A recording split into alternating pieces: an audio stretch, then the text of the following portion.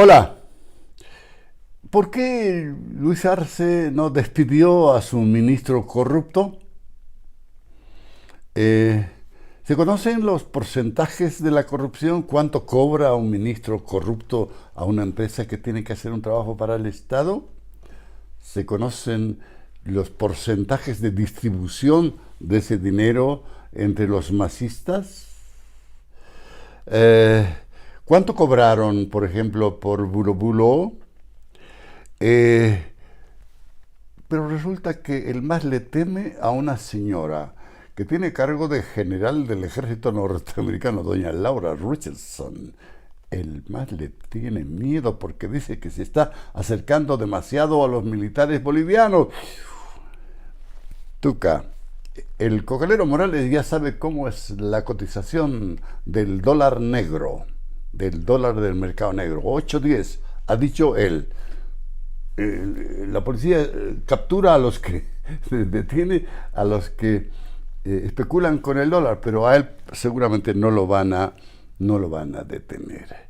Los militares bolivianos podrían volver a hacer la acción cívica que hacían con el respaldo del Pentágono de Estados Unidos, y eso le preocupa al cocalero Morales. En el Chapare el gobierno está haciendo operaciones que provocan la molestia de los narcotraficantes, pero que el responsable mayor de esa tendencia no puede decir nada. ¿Quién descubrió el yacimiento de Iope 1 en Yapacaní? Parece que en realidad no fue el actual gobierno, sino un gobierno del 1987. Mira vos.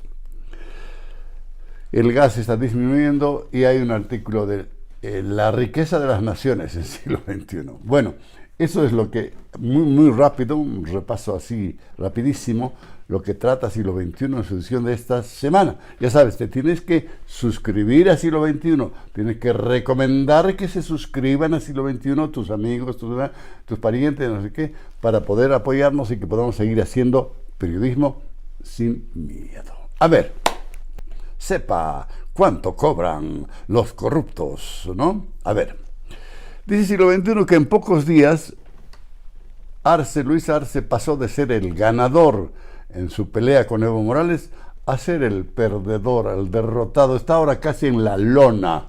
¿Por qué? Porque Evo Morales utilizó a sus secuaces para denunciar los casos de corrupción que está cometiendo el gobierno de Arce. Y eso le obligó a Arce a aceptar la renuncia de un ministro que había sido corrupto y que estaba cometiendo barbaridades, que había comprado en un año y medio 30 casas y 3 haciendas. Mucha prontita tenía el ministro. Pero el presidente no lo destituyó, esperó que renunciara. ¿Por qué? Dice Siglo XXI. Es que quizá pues la plata que recaudan los corruptos del gobierno en realidad llega hasta la cima, ¿no? Porque tampoco va a ser un ministro de negocios para él solo, ¿no? Entonces eso es lo que sospecha Siglo XXI. Pero ahí entra en el detalle de cómo es que una colaboradora del ministro, Santos Cruz, revela que ella le decía: no le cobre 10% a las empresas, cóbrele nomás 4%, no vaya a ser que pierdan plata y que termine siendo perjudicial para ellas y para las obras mismas. Pero el ministro decía: no, tiene que ser 10%. Y 10% era, y por eso es que reunieron tal cantidad de dinero que le permitió al ministro comprar 30 casas. Ahora, si las comisiones que cobran a las empresas están entre 3 y 10%, ¿cómo es que se distribuye? ¿En qué porcentajes se distribuye esa riqueza, ese dinero, esa plata para la cúpula del MAS? Llega a la cúpula del MAS, por supuesto. ¿Cuánto, dice Siglo XXI, recibió quien firmó el contrato para la planta de urea de Bulo Bulo? 930 millones de dólares. 10% de 930 millones de dólares, ¿sabes cuánto es, no? 93 millones de dólares de un solo contrato. Entonces te puedes imaginar yo la cantidad de contratos que ha firmado en el despilfarro el gobierno de Evo Morales con su ministro de Economía, Luis Arce Catacora. Después del siglo XXI dice que Evo Morales le critica a Arce que no llega al trabajo a tiempo. Y yo llegaba a las 5 de la mañana, dice el cogelero. Pero resulta que Arce llega a las 11 de la mañana, parece que su despertador no funciona, ¿no? Entonces, ¿cómo le responde el gobierno a Evo Morales? El ministro de Gobierno ordena que vaya la policía al Chapare y descubra fábricas de cocaína que se sabía que existían y estaban ahí tranquilas, funcionando normalmente, con saunas para sus empleados, una maravilla, restaurantes. Han descubierto una fábrica. Este fin de semana han encontrado y han destruido una fábrica que tenía la capacidad de producir 100 kilos de clorhidrato de cocaína por día.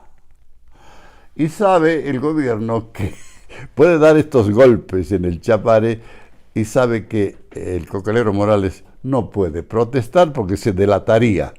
Entonces, esta es una guerra de lo más rara que se está dando en el Chapare. Otro tema que toca al siglo XXI es la relación de las Fuerzas Armadas con el gobierno, con el MAS. Ocurre que, según denuncia Evo Morales, el Comando Sur del ejército norteamericano le regaló al ejército boliviano un hospital móvil. ¿Sí? Y el ejército boliviano lo aceptó. Y eso, dice el cogelero Morales, es una vergüenza. ¿Cómo van a aceptar un regalo del imperio? Esperemos que no vuelvan también la acción cívica de las Fuerzas Armadas, que era manejada en realidad por el Pentágono, es decir, el Ministerio de Defensa de Estados Unidos se llama el Pentágono. Entonces, está furioso el cocalero y dice que es una barbaridad que estén los norteamericanos volviendo a meter la nariz en el país. Y reclama, dice, ¿cómo puede ser que una ley venga, dice, la ley de legitimación de riquezas ilícitas, venga a quitarle sus casas a los pobres, informales, dice, o sea, es en defensa de los que se han enriquecido haciendo negocios sucios, más o menos, ¿no? Pero también lanza amenazas al imperio. El siglo XXI habla del embrollo del gas, es todo un lío lo del gas. Ocurre que el gobierno anuncia que ha descubierto un yacimiento Yope 1 en Yapacaní, cerca de Santa Cruz, ¿no? Pero parece que en los archivos de IPCD le han dicho, no, pues ese campo fue descubierto en 1987 en el gobierno del doctor Víctor Paz Estensoro, dentro del megacampo Víbora, 1987. O sea, no te quieras avivar diciendo que has descubierto una cosa que ya estaba descubierta. Por favor. Ese es uno de los apuntes que hace. El gobierno le está pidiendo a las empresas que utilicen el gas con restricción, con moderación. ¿Por qué? Porque no vaya a ser que se nos acabe pronto el gas. Y esta es la segunda vez que el gobierno le dice a los empresarios que reduzcan su consumo de gas natural. Primero les pidió que no usen más gas natural para sus plantas de producción eléctrica, de electricidad. Ahora les pide que usen el gas con raciocinio, con mucho cuidado, porque, ¿no?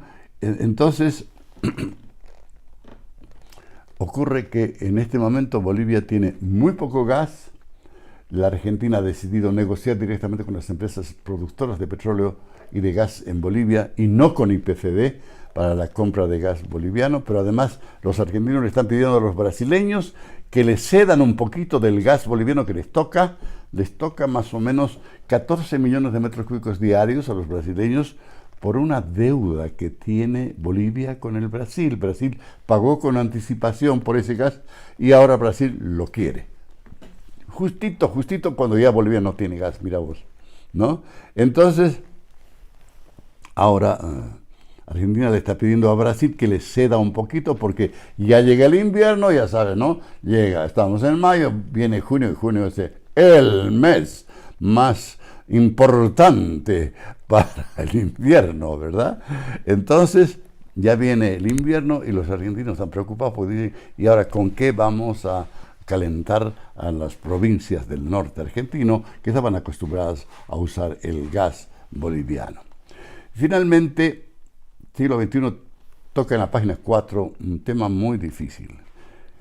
¿Qué pasa cuando un país que estaba acostumbrado a exportar productos naturales que los extrae de la tierra, o sea, eso de ahí viene la palabra el extractivismo, ¿no?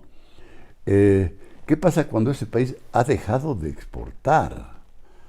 Parece que no son tan malas las consecuencias, según un estudio hecho por el Fondo Monetario Internacional, pero, claro, los países pobres, como Bolivia, por ejemplo, sufren más que los otros. Entonces, ¿qué hacer? Y hay pues la duda de qué van a hacer los países que tienen el litio en la región. Ha dicho The Economist que sin el litio de Bolivia, Argentina y Chile, la revolución verde no funcionará. O sea, no van a haber baterías de litio para los autos eléctricos que se fabriquen y que vengan a reemplazar a los autos que se mueven con gasolina y diésel, o sea, con combustibles de origen fósil. Esa es la situación en este momento. ¿Qué hacer cuando has dejado de exportar? Buena pregunta, y es un estudio hecho por el Fondo Monetario Internacional.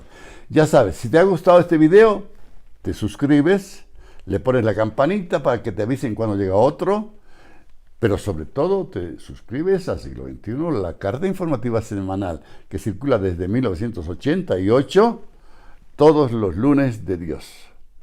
Te suscribes y recomiendas que se suscriban. Chao, hasta luego, mucho gusto.